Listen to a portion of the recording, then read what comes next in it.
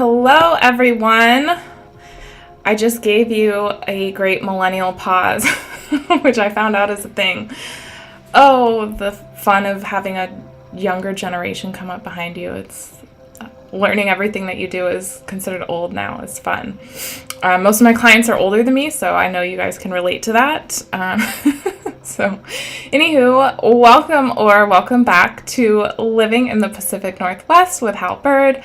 I'm Hal Byrd, and today, to be honest with you guys, I'm a little nervous. We haven't really been going live. Is our audio good? Nervous. Okay, we're good on audio. We haven't really been going live with our professional camera, which is this right there that you're watching me on. Ooh, look at that autofocus. Wait, did it do it? Oh, that's so cool. I love that. Okay.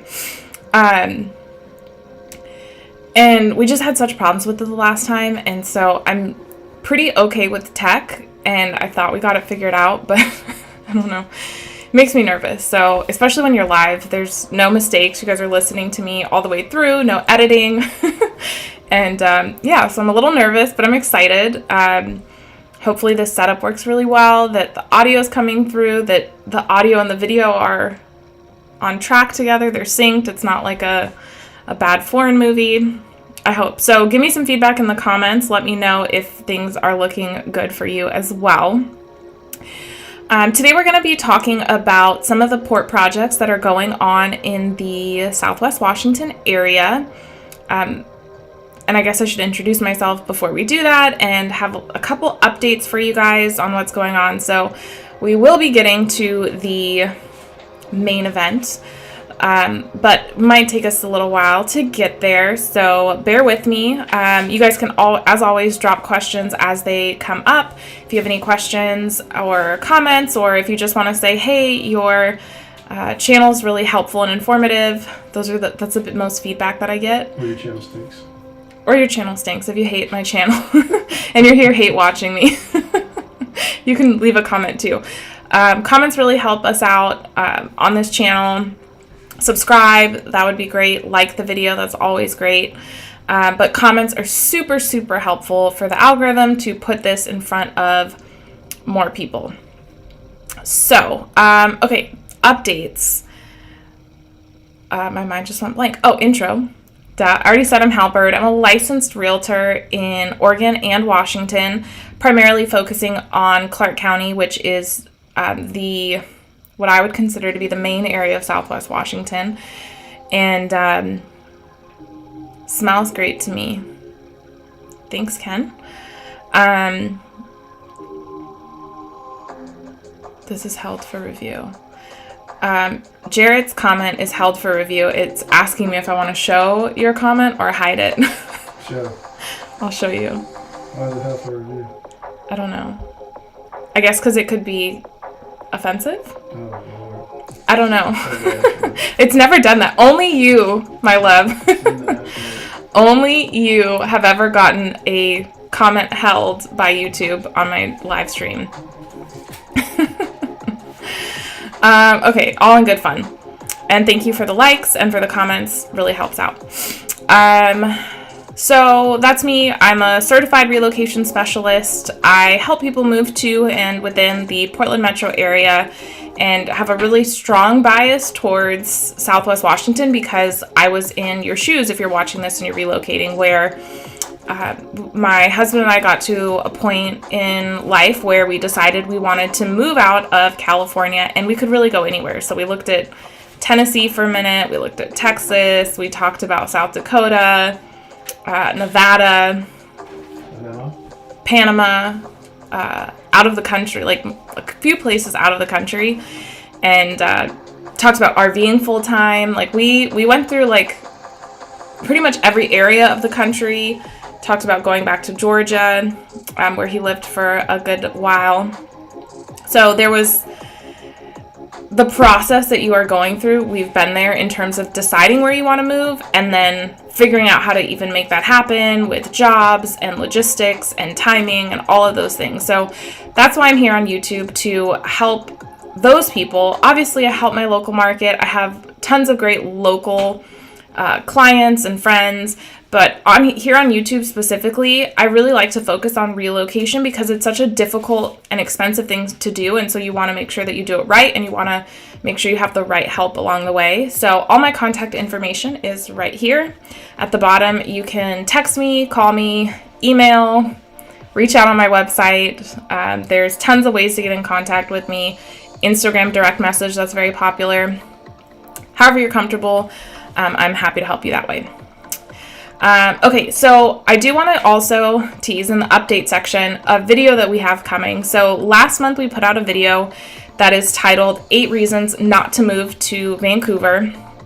And in there I talked about one of the reasons is that it gets dark so early in the winter. It's actually a sunny day. I don't know if you guys can tell. I like to have our blinds open when we record. And so you can sometimes tell that it's more gray or more light is coming in. I would turn off my lights, but then you really couldn't tell. But if you can look at the back and you can kind of see, like, it's a sunny day today. We got a little inkling of snow on Monday night before Valentine's Day. It is also in the 10-day forecast. Did you know that? No, I did not. Days like whatever that would be, 8, 9, and 10 in the 10-day forecast say snow. But I never believe that we'll have snow until the forecast is like 2 days out and it's still saying snow, because you'll see in the 10-day forecast, it'll say snow like a week or more out, and then by the time it comes up, like, we'll be all excited because we like it when it snows. You're sitting outside waiting. And then it disappears from the forecast, and we're like, wait, what happened? But supposedly it's in the 10-day forecast. So it does get it does get dark here earlier in the winter. We're talking like, 4:30 around like the equinox, like, so just before Christmas. We are supposed to be transitioning in Washington to not have daylight savings time, which means that to be in a permanent daylight savings time. So it'll be dark at 5:30 in the winter instead of 4:30. Don't know if that's the case. But in that video, I don't know when it's going to go into effect. We voted on it and it passed, but it hasn't gone into effect. And that was like 2 years ago, I think, that we voted on it. No. I think so. I think it was 2019. That's more than 2 years ago. Anyway, so one of the things I talked about was that can cause the darkness at night, or the lack of light, I should say, during the winter can cause SAD, which is a seasonal affective disorder. It's sort of like a temporary depression based on the weather is the most simple way to explain it. And one of the things you can do is you can get what's called a happy lamp, or a light that actually mimics the effects of the sun and is supposed to make you happier. And right after we published that video, like the day that we published it, I was feeling so, not capital SAD like the acronym, but I was just feeling down, and I was like, I feel kind of funky. I don't know. And I was like, you know what? We just put out this video. I'm going to buy one of these lamps. So as part of it, kind of like an experiment for the channel, for those of you who are really concerned, I did buy I don't know if it's going to read properly. Is it going to focus also? Barely. Okay. There we go. I'm like a novice YouTuber, I guess. It's a light therapy lamp. So we're going to be doing a video on this product. I'm going to do a little product review. It's super affordable. I paid like $26 for this. And then because it not only gets darker earlier in the evening, the sun also rises later. So sun rises later and sets earlier. So it's dark. Like if you wake up early in the morning, the sun will not be up. It'll be dark. And so I also bought an alarm clock that mimics sunlight in the bedroom. And I didn't tell you this, but I actually have been waking up without my alarm just from the light coming in, like before my alarm goes off. So we're going to do a review on that too. That one's a little more spendy. It's like $200. It's a Philips brand. So I guess let me know in the comments. Very feature rich though. Yeah, it's super feature rich. It's like smart. It's got an app. It's got all these things. It's really cool. So let me know, do you want those two products to be done in one video, kind of like a, hey, here are some things that can help with living in a colder, darker climate in the winter, and do like a product review, like a joint video? Or do you want two separate videos? For the happy lamp, my like knockoff version. You can spend anywhere from like $20 to a few $100s on a happy lamp, and so I went with the cheaper version for this because I just wanted to test it out and see if it had an effect on my mood. There's about like 6 weeks, like mid-January to end of February, where I'm like, okay, I'm ready to feel the sun again. And even though it's sunny outside, it's cold. Like, I had an appointment this morning at one of my clients' new construction homes that they're building, and it was 32 degrees outside and the ground was frozen when we were out there. So even when it's sunny, it's still cold. That's not the high today. What is the high today? It's 45 degrees right now, so gives you an idea. It's not, people in the Midwest, is that the Midwest? Middle America and like the East Coast have it much worse than us, but I am a former California girl, so it's all relative as we talk about. Okay, cool. So I just wanted to update you on one of the videos that's coming soon. So let's jump into today's topic. This article came out in the Columbian. Let's switch views here. And this is why I'm excited about going live on my camera because we can get the quality that I would like to have and then also share my screen so you can see what I'm seeing. So this article came out in the Columbian, Southwest Washington City's Bank on Port projects, and I do want to shout out to the Columbian. This is a really great resource. We're subscribers. As you can see, this is a subscriber exclusive article, so you can only read a certain amount of articles if you're not subscribed to them online per month, and then they have subscriber exclusive articles. So I'm going to share this with you. It's talking about economic development muscles are being flexed along the Columbia River. And this is exciting and relevant to you all watching if you live here, especially because you might want to know what's going on in your respective cities, because if there's something you don't like or you want your voice to be heard, you should show up at city council meetings and voice your opinions. But if you don't live here and you're not a resident, you might want to know what's going on in the area just because you want to see what development is happening, what economic opportunities are going on. Is this area going to continue to grow and expand and thrive, or is it, what do they say, green and growing, or is it ripe and rotten, and industry and business is pulling out of the community and it's actually on a, like, cyclically on a downturn, which is not where Vancouver is right now. We're not on a downturn. We have tons of developer interest in Vancouver. Our population is continuing to grow. So that's kind of why it's relevant and why I thought that this would be a perfect article to cover with you all. Are you about to say something? Go ahead. Some people say Vancouver might be the next Seattle. You say that. Some people. I hope it's not the next Seattle. Because if I wanted that, I would have moved to Seattle,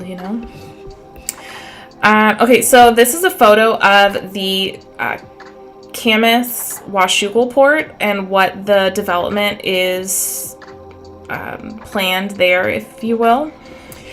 And let me blow this up so you can see. Oh, it's going to take me through all the other photos. Okay, we'll come back to that. But that's the Columbia River. There are already some existing buildings there. Is that a Ford dealership that's over there? Yeah, there's a Ford dealership. And then there's an event center called the Black Pearl. We'll get to all that. There's also the Puffin Cafe and like a marina, which is. Oh yeah, I forget what hotel is that.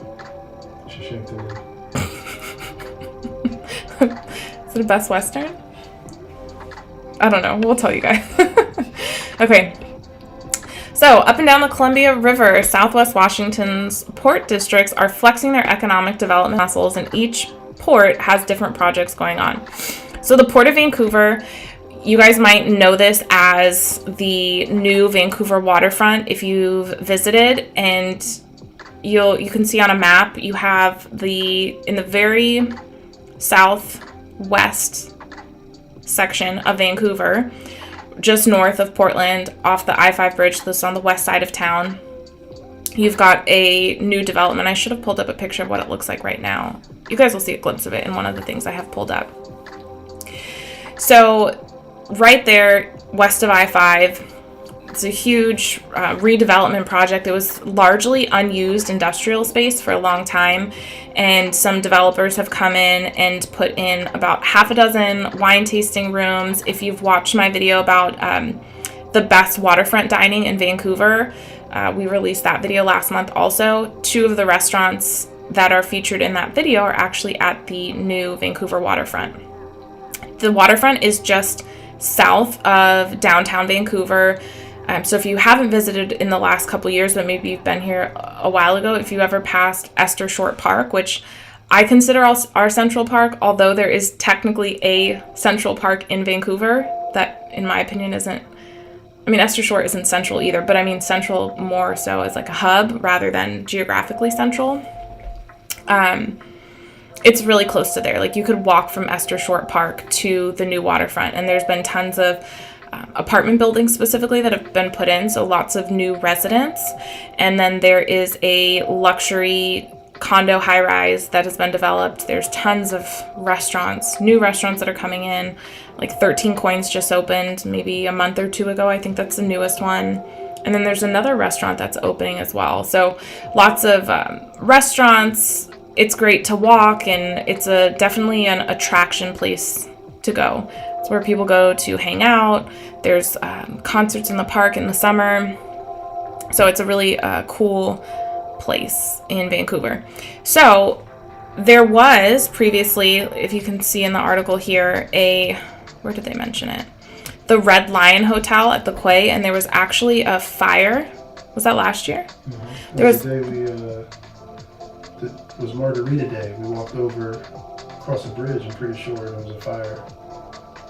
Was it that day? I think it was. Yeah. Okay, so last winter then. Mm-hmm. That sounds vaguely familiar, but my memory is terrible. So there was a fire. It was already planned to be demolished and replaced. Inside job. Every time Jared sees a business on fire, he's like, insurance fraud. It's a fraud. It's an inside job. So it was already planned to be demolished. There was a fire. They demolished it. It is gone now. And they are putting up this Terminal 1 development that is supposed to have like a public market. Let me see if I can show you. So it's going to be here. Now, already here is the AC Hotel. We've visited there twice. We've eaten there, right? That's a good place to go if you like kind of like a hotel lounge bar. It's waterfront. It's nice. So I don't want the audio, but I do want to show. Actually, this is what happens if I make this full screen. Can you guys see it all? Let's see. There's a video delay, so I just want to make sure you can see everything. Oh, perfect. Okay, so, and can you see my mouse? Apparently not. I can't see it. Okay, so the AC Hotel is this gray building here to the right, just below where my face is. And then the white and dark gray building that's partially covered by the lower corner of my screen down there, if I'm doing this right. That is where 13 Coins are, the glass building behind it, that is the high-rise. So that's the Indigo Hotel. So we've got 2 hotels now at the Vancouver waterfront. And this view is almost as if you're on top of the I-5 bridge. The bridge that you see on the horizon line is actually a train-only bridge. But you can kind of see like past all of these new apartment buildings and restaurants that are here, all the industry that's behind there. So it's a huge district, this port of Vancouver, that covers several sections along the Columbia River. But you can see the pier, the Grant Street Pier. It's a suspended pier. So I thought that was a good thing to show you guys kind of what it looks like now-ish when it was first released.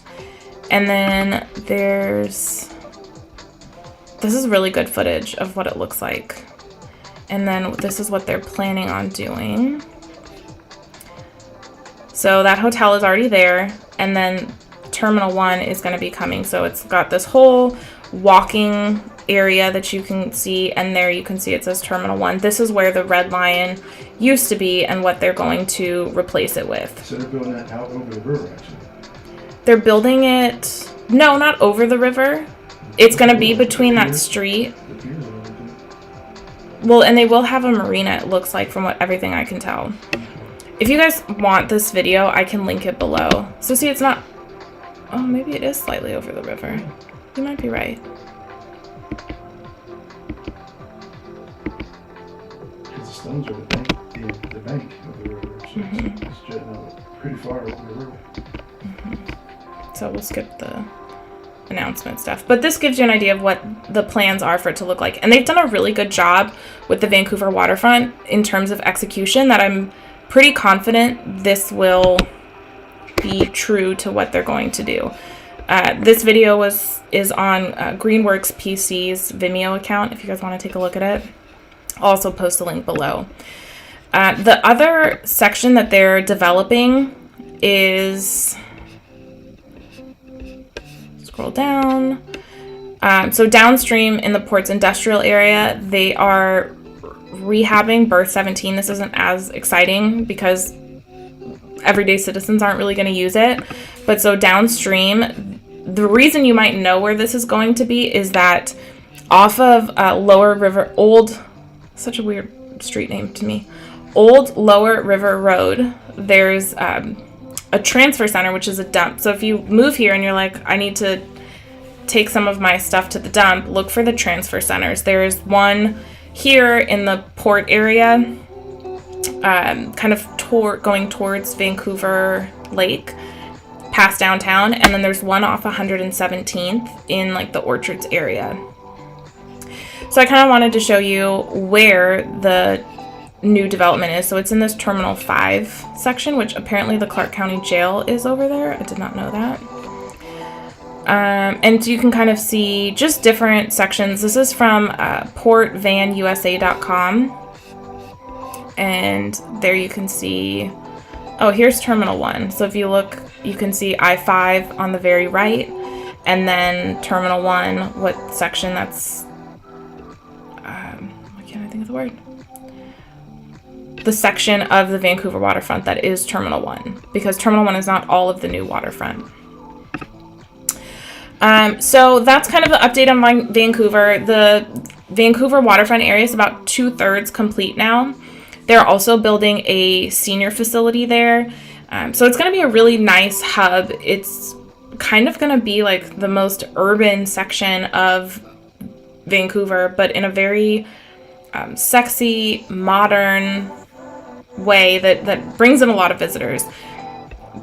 Honestly, I don't even now, I don't see any reason to go to the Portland waterfront over the Vancouver waterfront. I think I like the Vancouver waterfront better. Parking's easier. It's cleaner. It's quieter. Like, it's just more chill. The vibe is way more chill.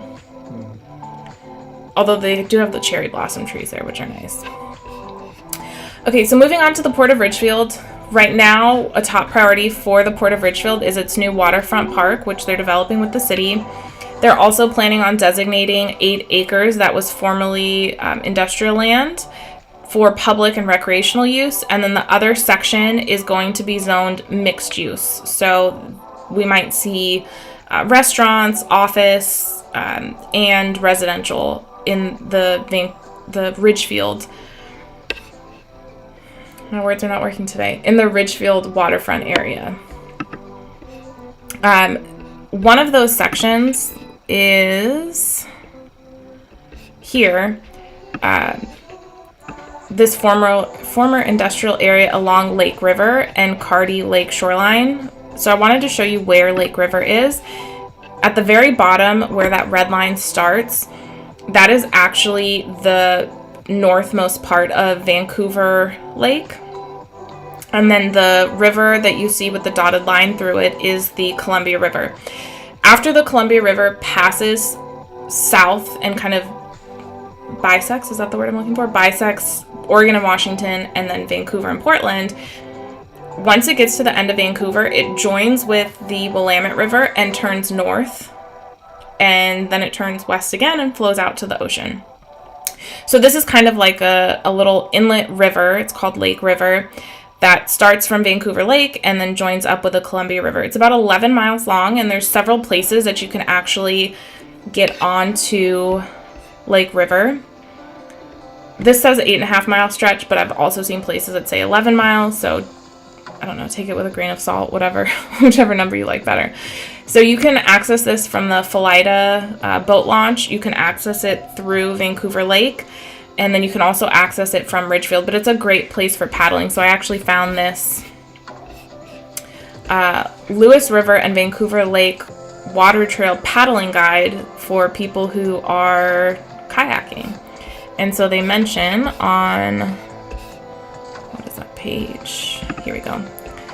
The North Ridgefield section of Lake River and how you can get access to it, where the restrooms are. So if you're into paddleboarding, stand-up paddleboarding, kayaking, this would be a good area to do it because it's not as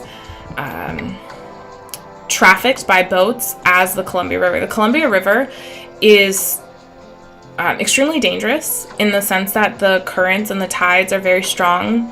I would say, I don't know, there's been several people who have drowned trying to swim in the Columbia, in the Vancouver area, since we've lived here. So it's not the easiest to navigate, and especially if you're a swimmer, like, just don't do that.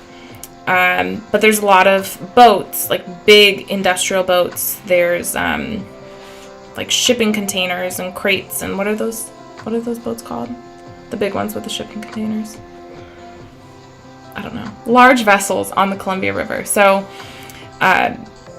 finding places like Vancouver Lake and Camas Lake and Lake River are all good places if you want to get on the river for some like light recreation without having to deal with such strong currents. There are strong currents and winds that can be on Lake River, but I imagine it's not going to be as harsh as the Columbia River. So this is a video that I found from Northwest Kayaking. They're kind of just showing you this is what Lake River looks like, and you can see in the video there's like some kayakers up ahead of them. So if you wanted to get an idea of what it looks like on the ground. I've never been on the water since we've lived here. Jarrett's been boating, but I haven't personally. So this is the closest thing I can get to showing you what it's like at the moment. I'm swimming in Molten Falls. I'm sorry. Oh, in Molten Falls? Molten Falls. That is true. I did go swimming there. That was fun. We should do it again. You've been in the Columbia River. No, I haven't. You did go in the river. I've never gone in the river. No, I never went in the river. I might have, like, my feet might have touched the water, but I never went in it. I'm, like, terrified of it. I love the water. Like, I really enjoy swimming, but growing up in Southern California, we had a pool in the backyard, so swimming was very easy and accessible. Here, not so much. It's not the most common thing to have an in-ground pool, or even a pool at all. Like, you don't see that many homes with pools. Hot tubs is another story. Hot tubs are very popular here. But, yeah, so it's just not something I've explored. We've talked about getting kayaks, and maybe we will at some point. And I've done stand-up paddleboarding, so I don't know why. Maybe, I guess, just busy, right? Busy helping you all relocate. That's what I've been up to. Okay, so let's talk about the next area. Is there anything else to mention about Ridgefield? We already talked about plans for the remaining 41 acres of waterfront area. It's going to be zoned mixed use. I already mentioned that. So this will take several years. This is not something that's super impending. They're also talking about the port owns some parcels on its Discovery Ridge property, and that's to be developed basically. But they're almost done with the sale of that. So that brings us to the port of Camas-Washougal. They're building a 50,000 square foot industrial building. So a lot of the ports that are along the Columbia River are functional ports. There is business and industry that is conducted out of these ports. Actually, I just heard that Vigor sold to a private development company. There's a ship maker, is that what you call it? A shipbuilder in Vancouver called Vigor, and they actually just sold to a private equity firm. BlackRock? No, not BlackRock.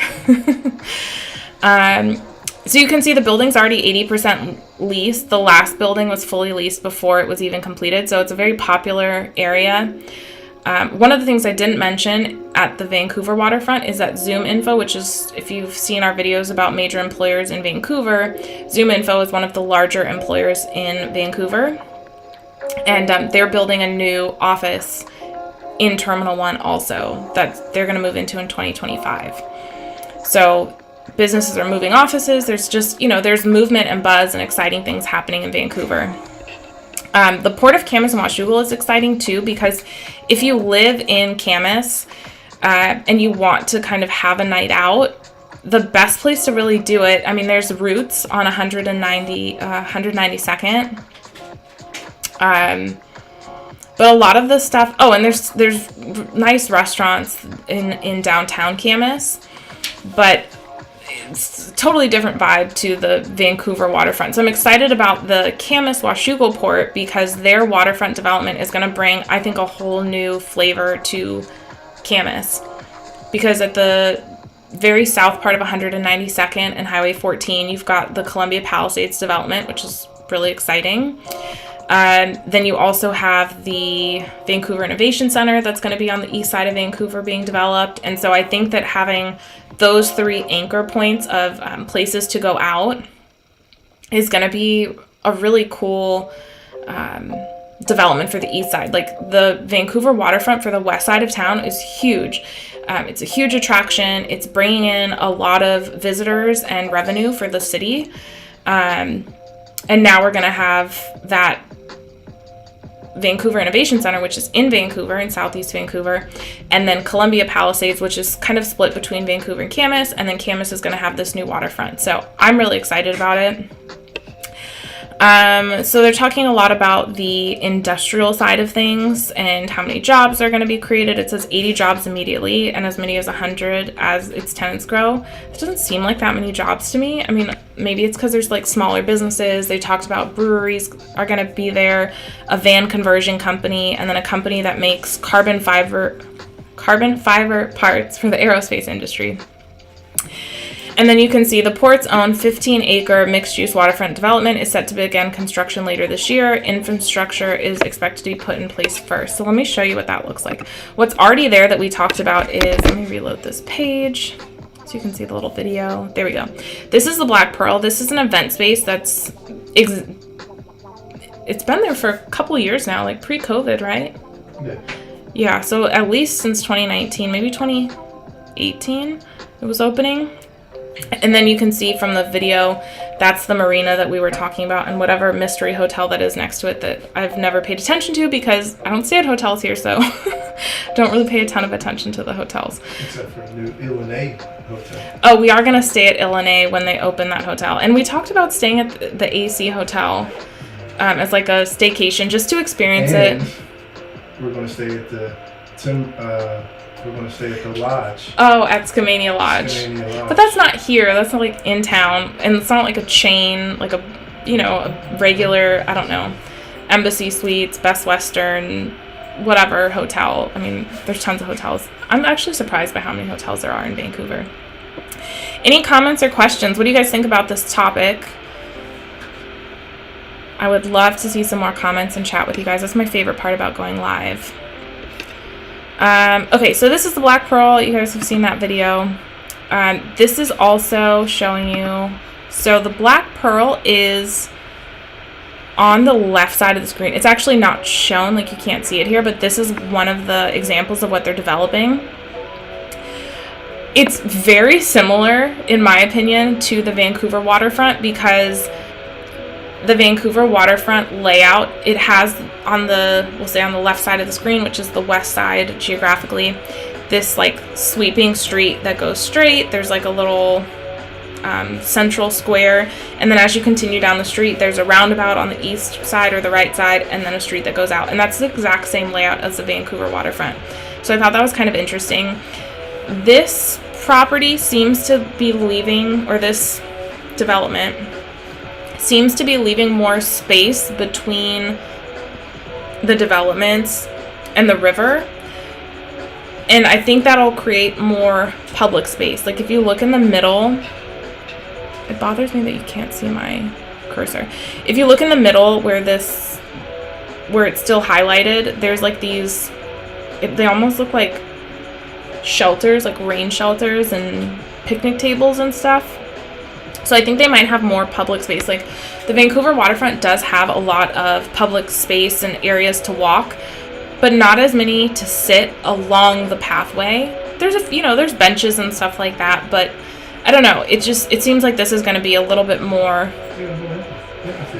public friendly. Yeah, but it's in like one section. This seems like the whole thing is just more dedicated to greenery and foliage and public space versus like on the winery side, like when we go to Maryhill, it's where Maryhill ends, there's the walkway, there's a couple of bushes, there's another little walkway because it's kind of split, and then it's the river.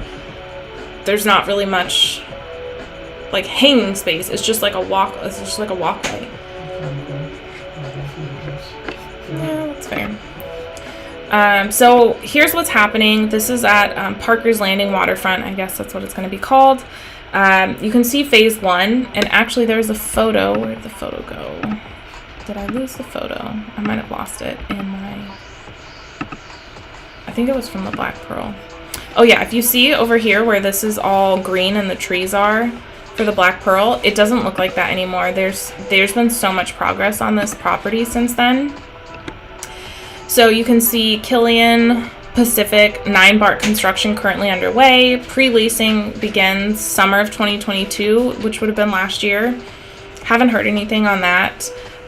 Phase 1 groundbreaking, they've definitely already completed that. So I would say that this project will probably be pretty close to up and running, like in the early stages by maybe next year.